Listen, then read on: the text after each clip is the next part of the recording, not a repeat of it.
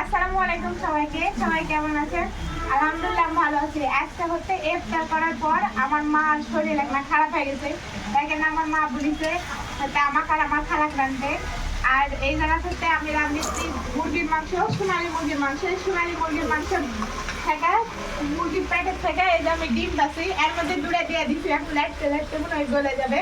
আর এতে আছে এই যে এতগুলো ডিম, এগুলো হচ্ছে বলকের পুর দিলে বুঝে গলে না।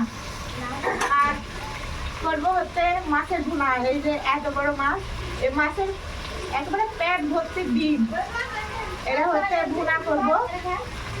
আর আমার মাছ তো আমার ক্লান্তি দিচ্ছে যে ঘুটে দে গরুর গোবর দিয়ে। আমি গরুর গোবর দিয়ে রাখতে পারবো না, তাই কেন এই ভুনা খড়িগুলো লাগাই দিচ্ছি। কারণ ওই গরুর গোবর দিয়ে মানে ঘুটে দিয়ে বারবার লাল দিতে দিতে বারবার নেমে যাচ্ছে। আর এটা আমার কাছে খুবই মুশকিল হয়ে যাচ্ছে। ওই জন্য আমি মাছ যেতে নাই মার, তাই কেন আমার হচ্ছে যে এটা দিয়ে আমার খারাপ হলো, কিন্তু এটা দিয়ে রান্না করে দিয়ে রান্না লাগবে না।